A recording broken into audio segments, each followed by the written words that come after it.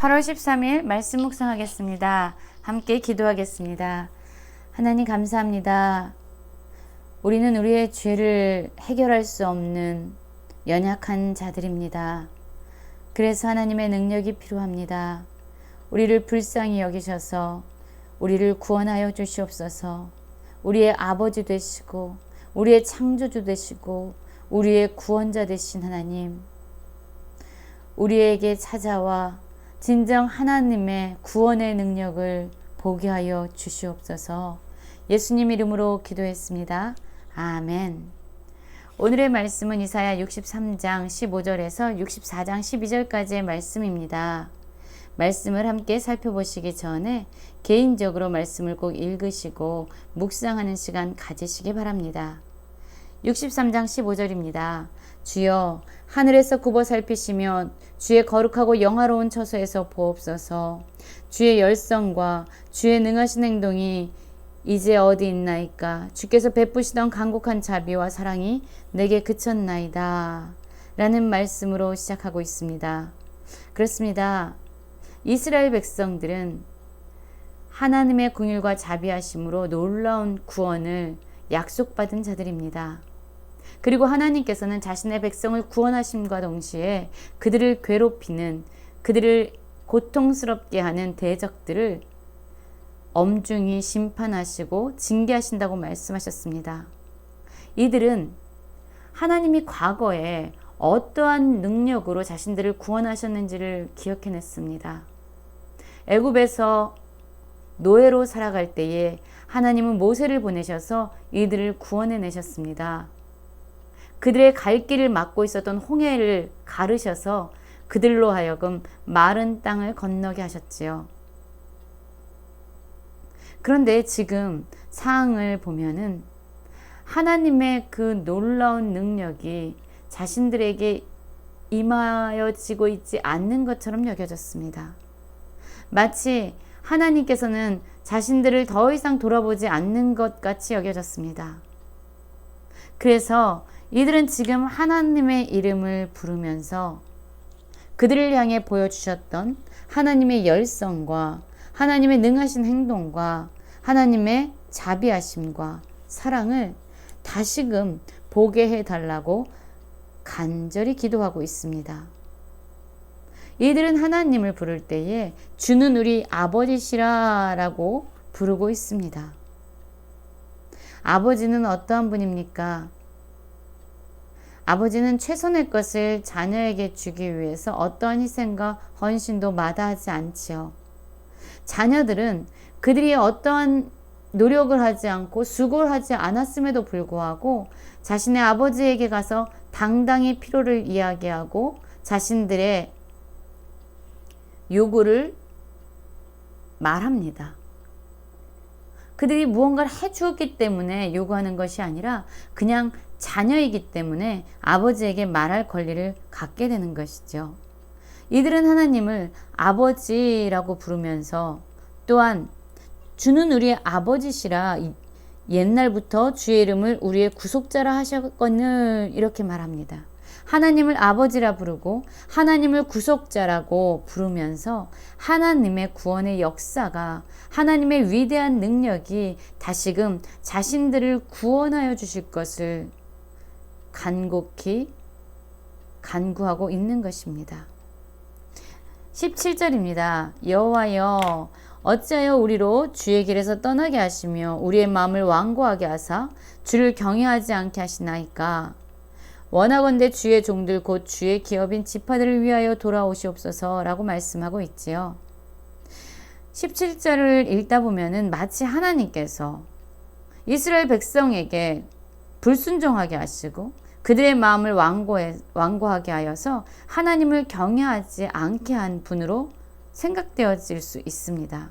그러나 이 17절의 말씀은 그런 의미가 아닙니다. 이 17절은 바로 이런 의미입니다. 하나님, 우리는 죄로부터 우리를 구원할 수 없는 무력한 존재입니다.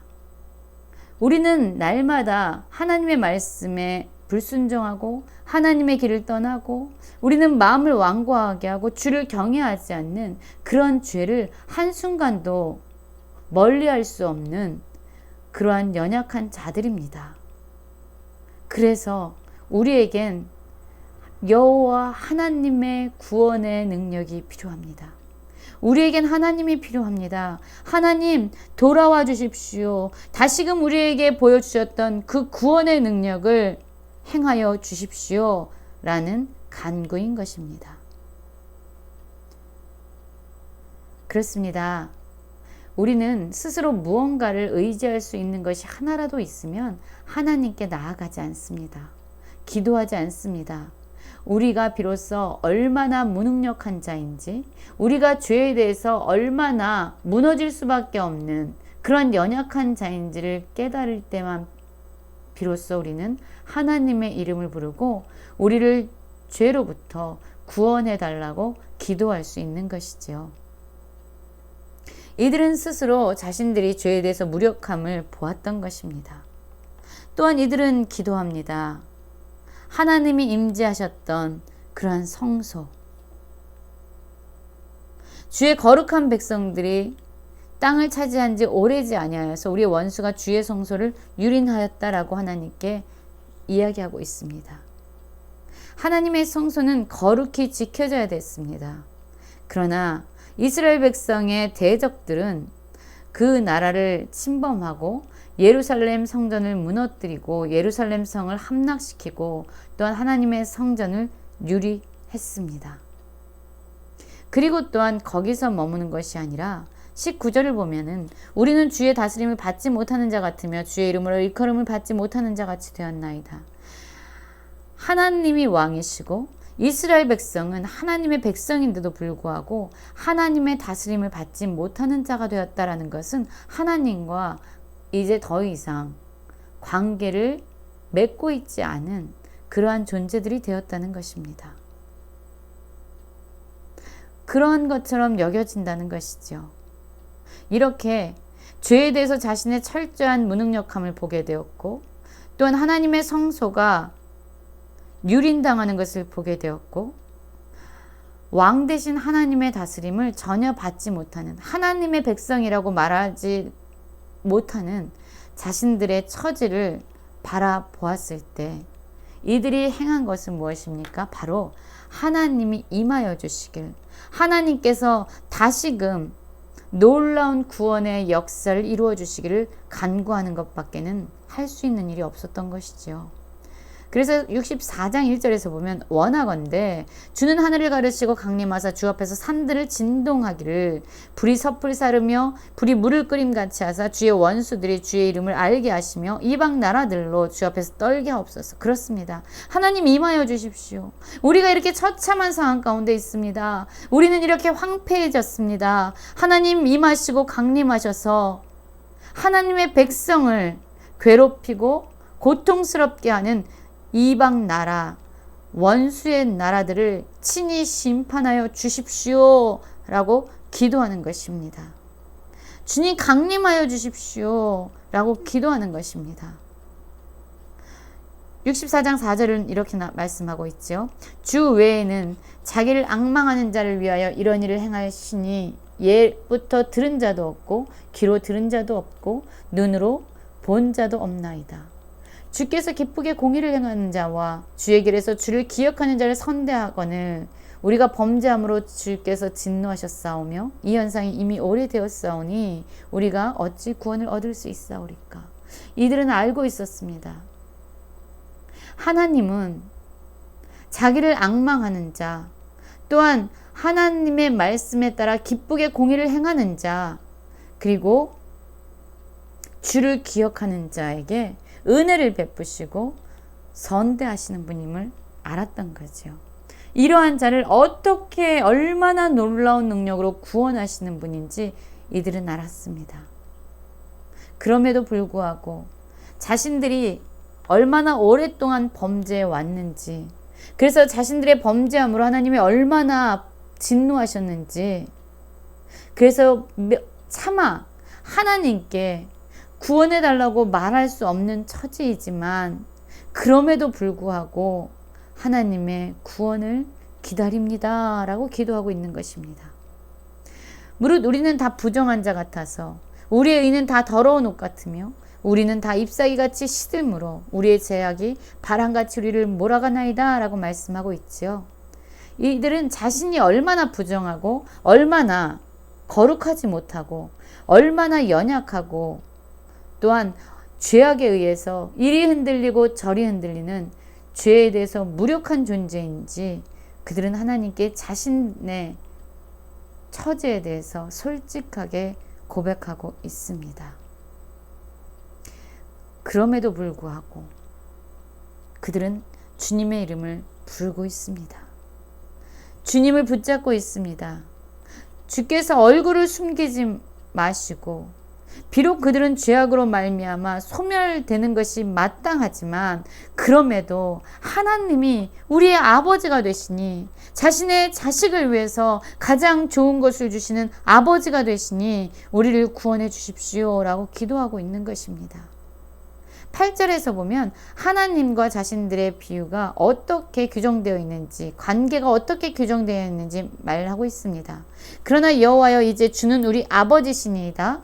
우리는 진흙이요 주는 토기장이시니이다. 우리는 다 주의 손으로 지으신 것이니이다. 라고 말하고 있지요. 하나님을 아버지요, 창조주요, 또한 우리를 다스리시는 분이다. 라고 고백하고 있는 것입니다.